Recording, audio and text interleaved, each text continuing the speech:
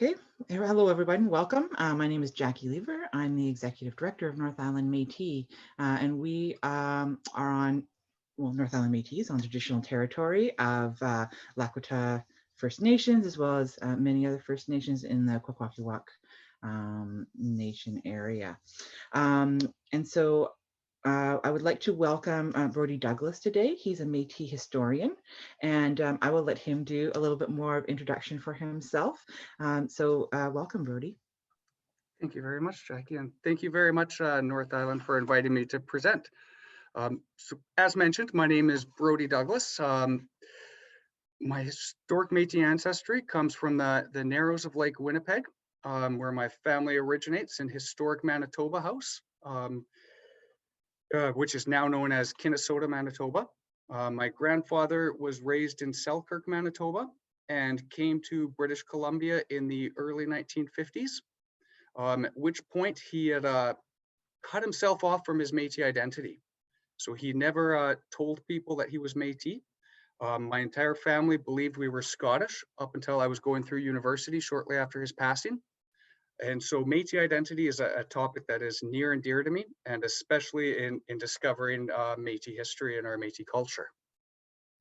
So that's where I come from. I'm employed as a historic Métis researcher with Métis Nation BC, where I've been working since April 4th of 2011, so almost 10 years now. It's my absolute pleasure to learn our history, and I'm gratified every opportunity I get to share our history. And so again, I reiterate my thanks to this community for allowing me the opportunity to present. The topic I am hoping to present today, or I will be presenting, is on Métis women's wellness and health. Cultural wellness specifically. And as I mentioned before we started recording, as a gentleman, I felt a little bit odd to explain women's health to a group of Métis women. I felt that was a little bit beyond my place, and for lack of a better term, I didn't want to mansplain our Métis women's history and Métis women's culture to you. However, because I felt that the topic was important, I relied heavily on Métis women's researchers and Métis women's historians to provide the direction for this topic. So much of what I'm presenting is through the voices of Métis women, and so much of my presentation will be in quotation, and I will do my darn best to provide citation as I quote these wonderful Métis women. And so the topic is BC Métis women herstory, because often history is written from a male perspective. And so I wanted to really emphasize that this is from a women's perspective. Perfect. And you'll note that I used the 2017 Decade of the Métis Nation logo. And that is not because I prepared this presentation in 2017. This presentation is actually, I've never presented this presentation. You're my first audience. But I selected that simply to, again, show the importance of Métis women to our Métis Nation families. And so that is why I selected that particular iteration of our Decade of the Métis Nation. Could go to the next slide, please, Jackie. Thank you very much. And so these are a listing of the sources that I used. And so the first 7 sources are essays largely by Métis women, or on the topic of Métis communities and Métis women specifically. And the archival images that I rely on, again, come from either Library and Archives Canada or the GDI, the Gabriel Dumont Institute, the Virtual Métis Museum. And so despite what I might imagine, I did not take those pictures. I did not label them because I thought much of the labels were colonial in their identification, so I thought to just include the images as they were. Perfect. And so if you have any questions on anything I mentioned, I can certainly direct you to one of these 7 resources that I relied upon. And next slide, please, Jackie. So also, I would like to mention I do use speaking notes. So if you find that I'm looking down and not facing the camera, that is simply because I have prepared my notes for this presentation, and I would like to be accurate again because I'm hoping that these are the words of Métis women and less from the perspective of Brodie Douglas. The Métis Nation, historic Métis emerged as a distinct people on the plains of Western North America during the late 1700s. As the fur trade expanded westward, many of the employees who were of European origin found it both necessary and convenient to establish family relations with First Nations women, and these relationships resulted in children of mixed Aboriginal ancestry. So not yet Métis at this point. Next slide, please, Jackie. So although the fur trade companies eventually did adopt a policy of discouraging unions between employees and First Nations women, they did have an economic interest in delaying large-scale agricultural settlement in the Northwest. Thereby, it limited the choice of marriageable women for the fur trader within the Northwest. And as a result, mixed Aboriginals married other mixed Aboriginals. And over time, they developed communities that were no longer European nor First Nations, but rather a fusion of those two cultures. And sociologists and historians have coined the term ethnogenesis to describe that particular process. Next slide, please. So Métis history and identity is far greater than the events of 1816, 1869 to 1870, and 1885. Again, that's reflected in even the very word history, which is from that male-dominant perspective. As McDougall notes, Métis families lived and breathed a community way of being, and Dorian reiterates that our daily ways of life often included visiting, honoring our kinship roles, relationships, and responsibilities, meaning living the ways of Wahkohtowin. Métis women's voices throughout education, research, economics, politics are either missing or not heard. Despite this, as Kermol notes in Dorian's 2016 study on Métis women gathering, Métis women see their relationships to the land as essential to community well-being. And this becomes more important when one considers that there is a deficient amount of statistical and demographic information regarding the health and well-being of Métis and Métis women specifically. Next slide, please. So it is important to have a Métis-specific space, either on the land or in a dedicated indoor setting for Métis women to visit, to share stories and our histories. As McDougall explains, through extensive kinship networks and shared experiences, Métis people interact with the natural and spiritual world in a way that reflects our worldview, which included a profound responsibility to each other. Personal wellness and health were closely tied to the well-being of others. Wahkohtowin required people to behave in culturally appropriate ways, to be good relatives. This understanding of the world ensured that the health and well-being of our Métis communities through its emphasis on shared responsibility. Wahkohtowin contains the original laws and principles that guide how families function and reminds us that we are all related to everything within creation, as Dorian notes in 2010.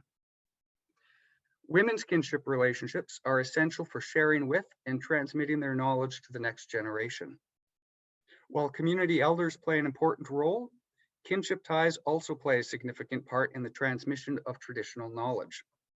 Gender is a significant element of this transmission, as girls help their mothers, aunts, or grandmothers. And that was noted by Hodgson Smith and Kermol, again in Dorian and Alls in their 2020 study on Métis gathering. And next slide, please. Kyokoin is a relationship-based and community-engaged process of meeting together, such as, for example, over tea, listening to each other and talking with one another and understanding each other's point of view. Visiting, or kyokoin, is a relational obligation and a spiritual responsibility. Kyokoin focuses on visiting our relatives in a good way, gathering with Métis women as a group, and visiting one-on-one within our Métis homes. Oftentimes, this takes the form of a Métis kitchen table methodology, that is visiting with local Métis women in their homes and sitting together and talking at our kitchen tables. Again, oftentimes over a bannock and tea. So research demonstrates that through Métis women gathering and sharing Métis women's cultural and spiritual knowledge, Métis women experience a greater sense of cultural wellness. Again, that importance of meeting together as women in a specific environment that's dedicated to that space. So not just a haphazard, willy-nilly gathering. For example, meeting at the local coffee shop. It is a specific Métis gathering full of specific, with Métis women for a specific purpose. And next slide, please, Jackie. So it's important to have Métis women gathering together in a Métis women's only space. A positive community impact is that Métis elders become rejuvenated, that other Métis women are interested in our Métis knowledge and history. As one research participant from Northern Saskatchewan noted, a lot of women are leaders in their household. So when they go home happy, everyone is happy. Or stated a different way, Métis women gathering together and feeling wellness, the whole family ends up feeling better. Métis women coming together in gatherings reinforces that Métis women are still interested in preserving, sharing, and living traditional Métis ways. As Jim Sinclair and Jim DeRocher noted, it was the Métis women who ran the gatherings from behind the scenes, supplying the foods and the teas. However, both Sinclair and DeRocher note that while the men often received the credit as the political leaders, it was through the actual leadership of Métis women that many of the locals or chartered communities within Saskatchewan were organized. Next slide, please. Métis relied on the river system of the Northwest as a main form of our transportation. As such, our traditional river lots had our homes near the river's edge for convenient access. The rivers allowed Métis to gather, to visit, and to socialize despite the significant geographic distances between our homes. Traditional visiting consisted of family gatherings within kinship and community networks. This practice was exemplified in the traditional Métis house parties, which included fiddle playing, singing, feasting, and dancing. During these visits, it was largely the women who supplied the lunches, the teas, as well as that cultural connection. Several elders in Saskatchewan have noted that visiting is not like before. People used to drop in any old time. Now women are all working outside the home, and there is less time to visit, which is affecting our family values. Now I'll take a step back at a moment because that quotation often reminded me of, it had the initial appearance of women should be back in the home, and that allowed our culture to continue. But I disagree with that interpretation. Rather, I think it's more of the reflective that historically speaking, our Métis families consisted of our grandparents, our aunts, our uncles, large extensive families. And in our Western society, the ideal family tends to be that nuclear family, simply of mom and dad and the immediate children. So there's less of an importance placed on extended kinship networks such as aunts, uncles, cousins, and grandparents. And so as Leah Dorian notes, Métis families were traditionally extensive and multi-generational. And this is in contrast again to that Western ideal nuclear family, which has become the new normal. And the nuclear family, as I mentioned, really dissuades that extended family connection. So again, it's important to continue to meet as Métis women, amongst Métis women, and to learn about Métis cultural teachings generally, but specifically about Métis women's specific knowledge. Next slide, please.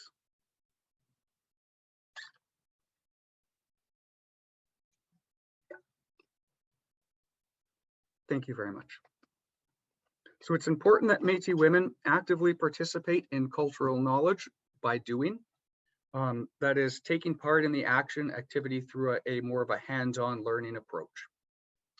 Again, not to have women's meetings where they're being told how to engage culturally, but actually engaging culturally as a women's group. This hands-on approach can have the added bonus of intergenerational cultural continuity and kinship preservation. For example, and I quote from Dorian again, having the youth participate and learning the sewing skills makes elders feel that this art, whether it's sewing or beading, is passed down to the younger generation through our mothers, aunties, and grandmothers. Learning and sharing Métis women's skills ensures that our mothers, aunties, and grandmothers are remembered. It is important for these skills to be passed down to the next generation of Métis women. So McDougall notes that Whakotewin not only represents our shared responsibilities and social obligations to one another, but also works to ensure the shared history of our people is remembered and passed on to future generations. And next slide, please.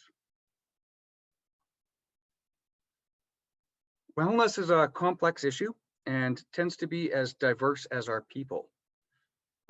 There is no one way of being Métis, and there is no one look to a Métis person. So it's important to remember that diversity when we think about Métis wellness. The impacts of colonization continue to have negative effects on our Métis health and our well-being, as McDougall notes. Métis communities are working diligently to reestablish and strengthen their cultural connections to each other and also to the land. Wellness in Métis women is reflected in the recognition that we each have gifts, and those gifts are reflected in each other, and that being connected to the land provides cultural healing.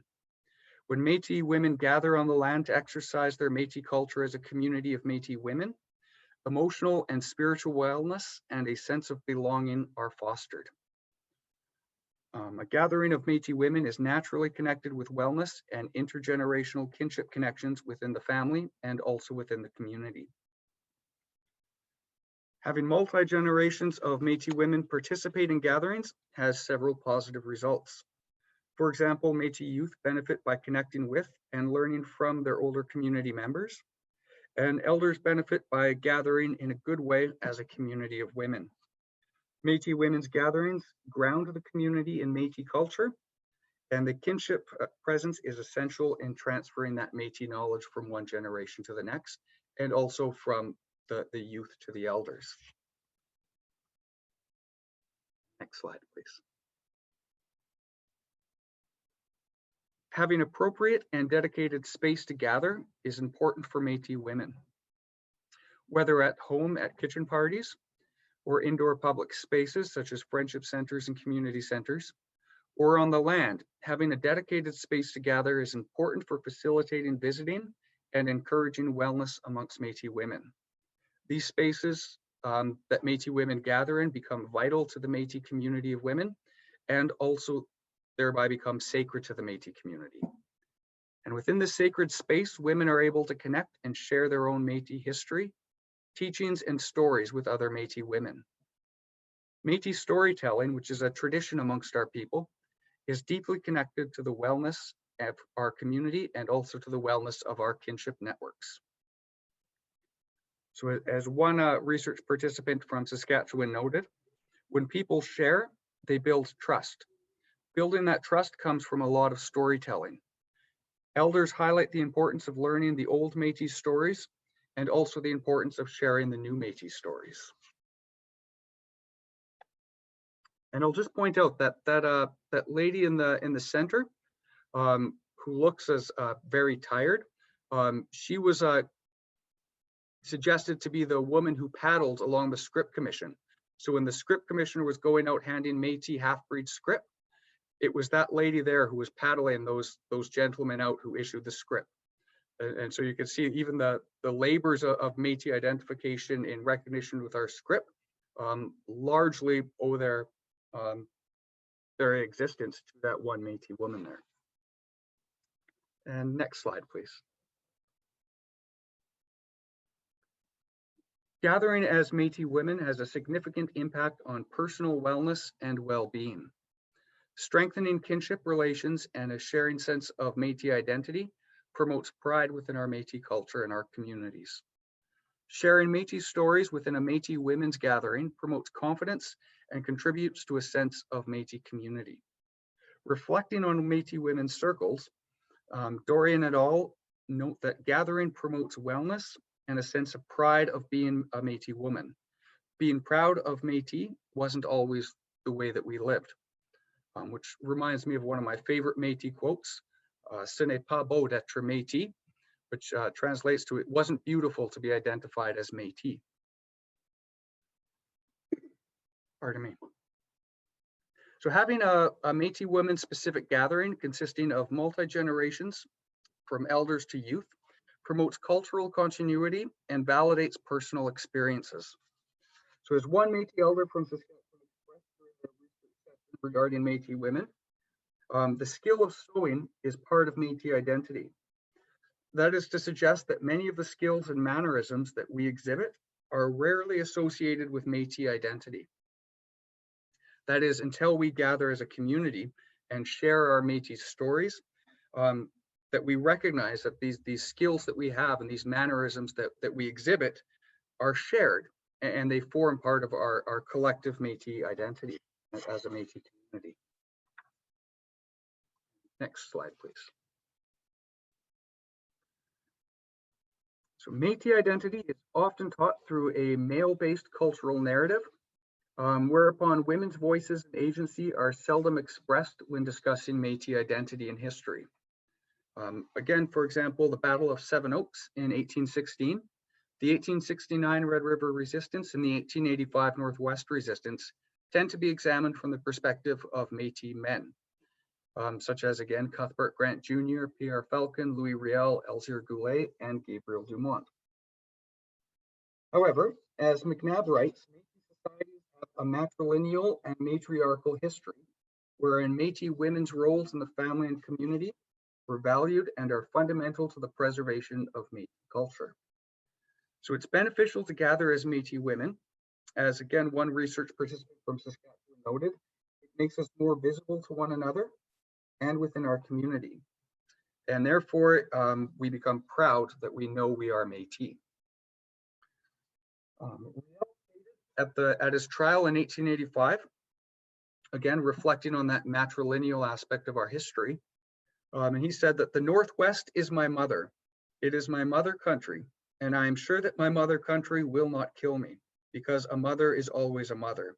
And even if I have my faults, if she can see that I am true, she will be full of love. And that's quoted in Brown from 1983. And next page, please, Jackie. So Métis identity is not an individualized identity. Rather, it is expressed through Métis community and peoplehood. So as Dorian notes, the Western world may not appreciate the concept of the spirit of being Métis. Our Métis ancestors understood the Métis spirit and embodied that spirit of being Métis. So as McDougall notes, people were expected to be good relatives by looking out for and caring for one another. This understanding of the world ensured the health and well-being of our Métis communities through its emphasis on shared responsibility. And that is the concept of Wahkohtowin within the Cree methodology. Wahkohtowin not only represents our shared responsibilities and social obligations to one another, but also works to ensure that the shared history of a people is remembered and passed down to future generations. Gatherings and visiting as Métis women affirms the importance of Wahkohtowin within our Métis communities. And next slide, please, Jackie.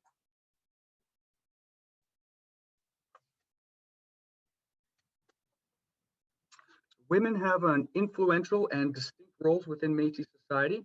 They are the keepers of the land, law, kinship, knowledge, and culture.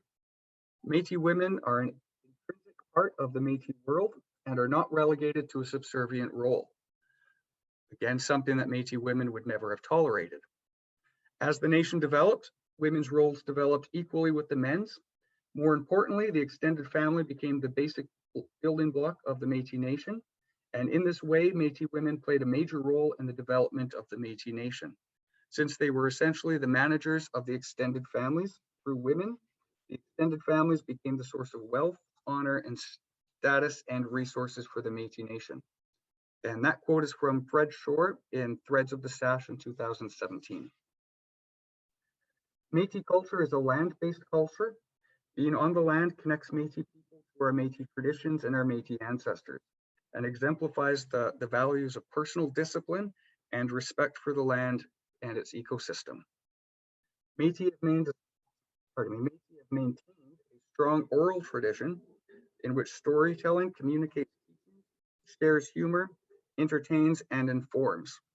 This high regard for storytelling is also expressed in our day-to-day communication, where stories are valued for building relationships and for respectfully dealing with conflicts within our Métis community.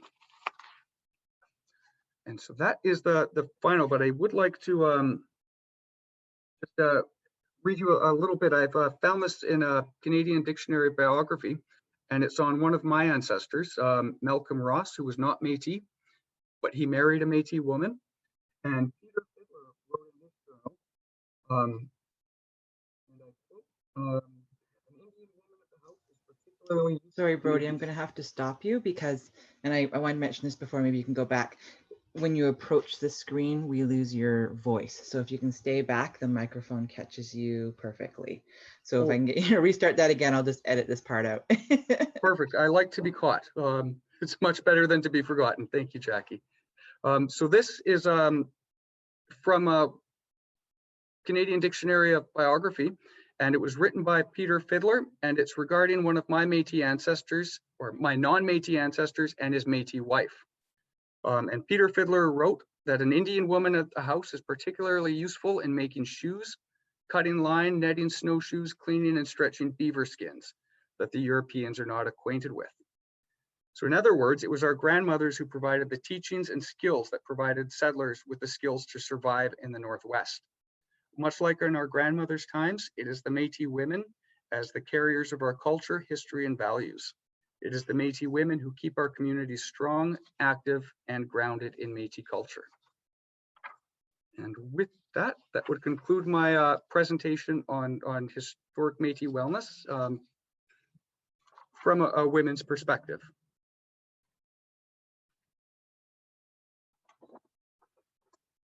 My next slide is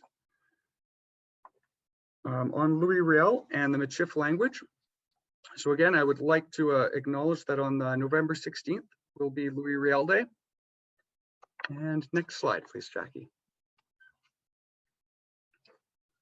So again, reiterating, Métis are a mixed Aboriginal people, but not all mixed Aboriginal people are Métis. We developed our culture on the plains of Western North America during the late 1700s and the early 1800s. Culturally, economically, politically, Métis were and remained culturally distinct from our First Nations and our non-Indigenous relatives. And next slide, please. So culturally, Métis, we had our own music and poets, as well as our own artisans, such as Pierre Falcon, and the lines you see there are from our first national anthem, which was created to acknowledge the Seven Oaks battle in 1816, and was continually sung throughout Métis history. And it's been suggested that it was sung even as late as 1885 in the resistance in Saskatchewan. And I came across recently a Saskatchewan folk songs where they had this version presented. So this 1816 song by Pierre Falcon remains within our collective memory to this day. Next slide, please, Jackie.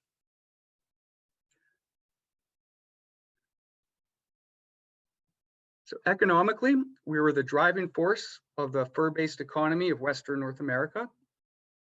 And Métis innovated technologies such as the York boat, the Red River cart, as well as we capitalized on the Western economic communication routes. So I often say when I present to classes that you could imagine a map of Canada with our modern highways. And if you were to impose the York boats as well as the Red River cart trails on our modern highway map, you'll see that our modern highways tend to form the traditional trade routes of the Métis. And next slide, please, Jackie. Politically, Métis had a democratic system of governance, emphasizing community and meritocracy. We were the most powerful military force on the plains of Western North America between the years 1816 and 1885, and were members of the Nihayat Puat Confederacy, or the Iron Alliance. And next slide, please. So Louis Riel was born at Red River in 1844. He negotiated Manitoba's entry into Confederation on July 15th, 1870. Riel was both highly educated and well respected. He was noted by the Roman Catholic Church at an early age to have been an apt student. And as such, he was sponsored by the church to attend school in Quebec and train for the priesthood. Riel changed studies midway through and chose to study law instead. The death of his father interrupted his studies, and he returned to Red River, having nearly completed 2 degrees, but having obtained none. Riel was also positioned to be well respected within Red River. His father was a Métis leader during the 1844 trial of Guillaume Sayre. And next slide, please, Beck. In 1869, Canada bought Rupert's Land from the Hudson's Bay Company. Aware of this fact, Métis at Red River assembled, first 24, but soon after expanding to 40 elected delegates, numerically divided somewhat evenly amongst linguistic lines. So from this convention of 40, the first Métis provisional government was established in 1869, with Riel serving as the second president of the Métis Nation Provisional Government and as the president that negotiated Manitoba's entry into Canada. And next slide, please. So in 1870, following the Manitoba joining Canada, the Confederation, Canada sent troops to Red River to assert Canadian sovereignty. Historians recognize that the troops ended up bringing about a reign of terror within the Red River, which resulted in a major diaspora of our people out of Red River. A similar diaspora happened after the 1885 events at Batoche. So again, that our Métis communities from Red River and at Batoche, after the political events of 1869-70 and 1885, our people were driven further west. Regarding the Michif language, several points to keep in mind should be that this historical diaspora resulted from the violence against the Métis is still relevant today. That Michif was not spoken outside of our Michif community. So unlike, for example, in BC, where we have that historic mixed language, the Chinook Wawa, unlike Chinook, which was spoken universally throughout the Pacific Northwest, Michif was only spoken within our Métis communities, which again added to that cultural distinctness of our Métis nation. And next slide, please. So as a language, Michif is as diverse as our people. Much like our culture, as that statement on cultural wellness, our people are very diverse. Ideals of wellness can be very diverse, and our Michif language. And so as you can see from this slide, there are 4 different dialects of Michif identified, and they are spoken in different parts of Canada. And a large part of that has to do with, first and foremost, the Cree language itself being linguistically have a lot of variation to it based on regions, but also as a result of that diaspora that the Métis experienced. And next slide. So this slide shows off some of the resources that are currently available for those interested in learning Michif and reinvigorating the Michif language within our communities. And so as I mentioned, there are regional dialects as well as different styles of the Michif language. There is no right or wrong Michif language. We recognize as the Métis Nation that the Michif language is our national language. And so I would encourage everyone on their time to learn a little bit about our linguistic culture as well as our historical culture that makes us a distinct people. And with that, if you have any questions, I am happy to speak on any topic that I had spoken about earlier, or if there's another facet of Métis history, Métis identification, I'm happy to speak to that topic as well. But thank you very much for your time, and I look forward to any questions you might have.